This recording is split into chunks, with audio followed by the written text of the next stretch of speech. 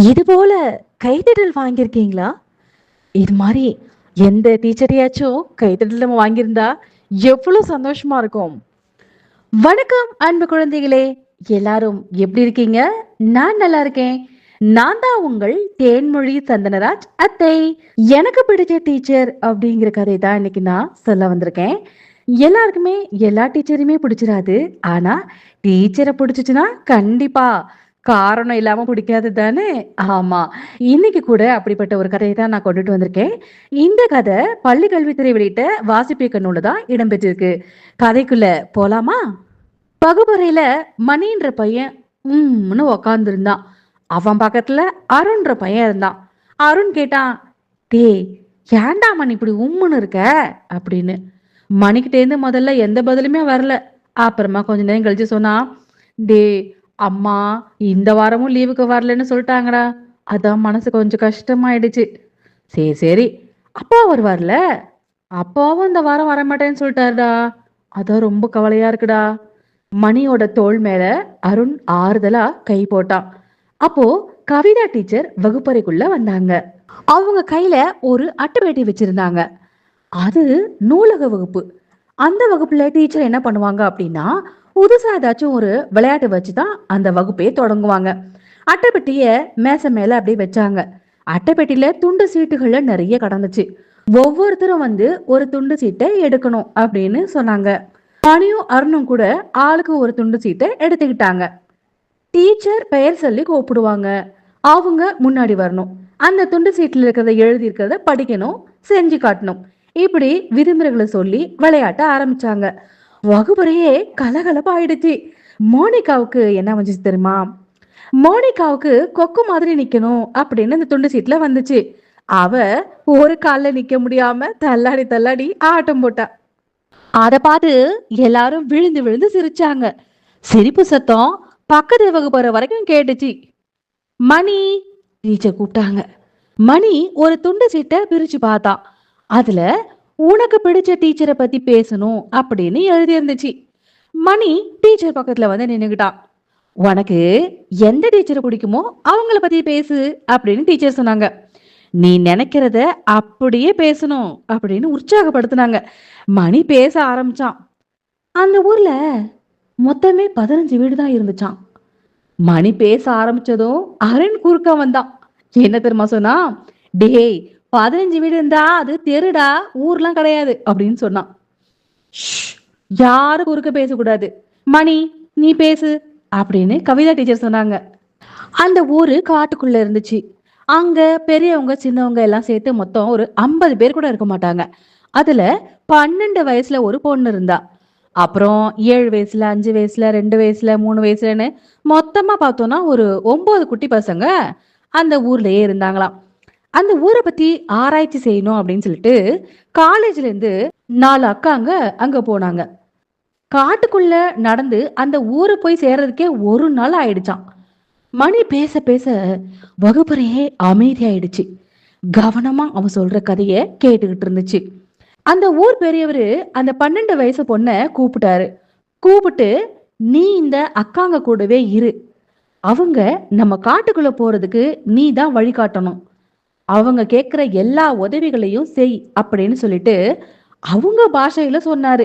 அந்த பொண்ணும் அந்த பெரியவரும் என்ன பேசிக்கிட்டாங்க அப்படின்னு இந்த 4 அக்காங்களுக்கும் விளங்கவே இல்லை. ஒண்ணுமே புரியல.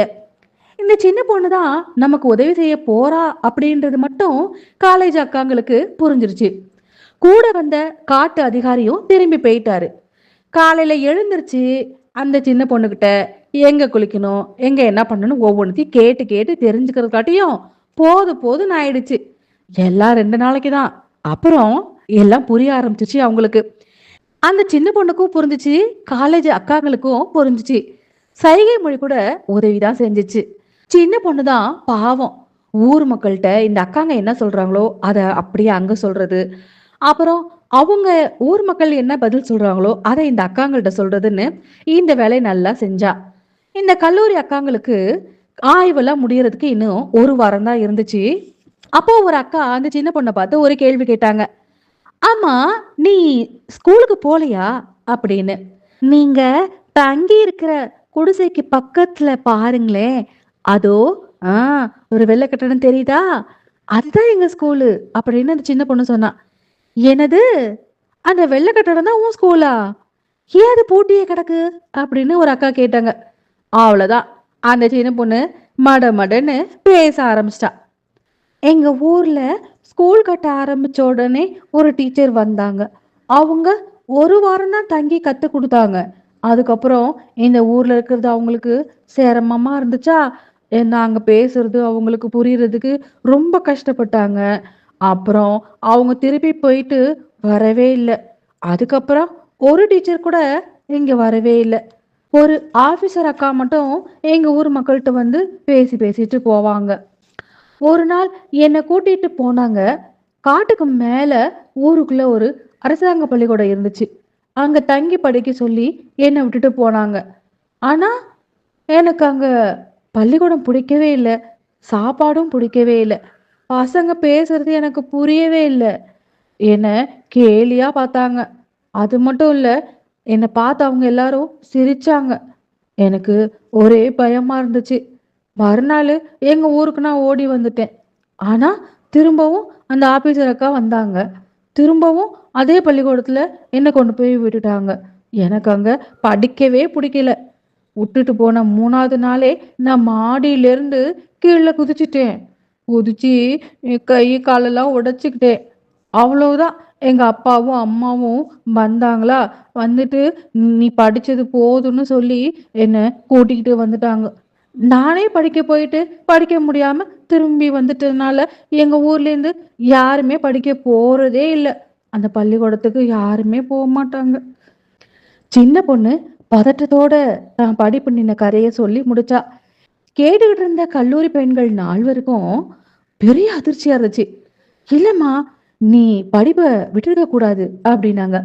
அங்கேயே இருந்து தங்கி நீ படிச்சிருந்திருக்கணும் அப்படின்னு ஒரு அக்கா சொன்னாங்க. உடனே சின்ன பொண்ணு பதில் சொன்னா, நீங்க இங்க வந்த புதுசுல எங்க பாஷை தெரியாம கஷ்டப்பட்டீங்க தானே. அப்புறமா நீங்க முயற்சி பண்ணி நாங்க பேசுனதை புரிஞ்சுக்கிட்டீங்க தானே. அது எப்படி எங்க ஊருக்கு வந்த அந்த டீச்சர் மட்டும் அப்படி செய்யாம விட்டாங்க? புரியிற பாஷையில எங்களுக்கு பாடமே நடத்தவே இல்லை அவங்க. எங்களுக்கு புரியுற மாதிரி அந்த டீச்சர் பாடம் நடத்த முயற்சி செஞ்சாங்கன்னா நானும் கண்டிப்பா படிச்சிருப்பேன் தானே அப்படின்னு சொன்னா.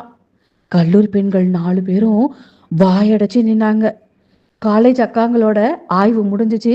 காலேஜே திரும்பி போயிட்டாங்க. அதுல ஒரு அக்கா மட்டும் டீச்சருக்கான மேல் படிப்பை படிச்சாங்க. அரசாங்க பரீட்சை எழுதி பாஸ் ஆகி இப்போ டீச்சர் ஆயிட்டாங்க. இப்போ அவங்க டீச்சர் வேலை பார்த்துட்டு இருக்காங்க. எங்க தெரியுமா? ஆய்வு நடத்த போன காட்டுப்பள்ளி டீச்சர். விருப்பமா டிரான்ஸ்ஃபர் வாங்கிக்கிட்டு அங்கேயே போனாங்க. காட்டுக்குள்ள வசிக்கக்கூடிய பசங்களுக்கு இப்போ அவங்க தான் பிடிச்சமான டீச்சர். அந்த பசங்களுக்கு புரியுற மாதிரி பாடம் நடத்துறாங்க. அந்த பசங்களுக்கு அவங்கள ரொம்ப பிடிக்கும். அந்த டீச்சர் தான் எனக்கும் பிடிச்ச டீச்சர்னு மணி பேசி முடிச்சான். பேச்சுல கடைசியா அவன் சொன்னது யார் தெரியுமா? அந்த டீச்சர் வேற யாரும் இல்ல, எங்க அம்மா தான் அந்த டீச்சர். எனக்கு பிடிச்ச டீச்சர் எங்க அம்மா தான். லீவுக்கு கூட அம்மா ஊருக்கு வரவே மாட்டாங்க. வர்றதும் குறைவுதான். அந்த பசங்களோடயே அம்மா இருக்காங்க அப்படின்னு சொல்லி மணியோட குரல்ல சின்ன ஏக்கம் இருந்துச்சு. கவிதா டீச்சரும் பசங்களும் சேர்ந்து மணி பேச்சுக்கு கை தட்டினாங்க. தொடர்ந்து கை தட்டிக்கிட்டே இருந்தாங்க.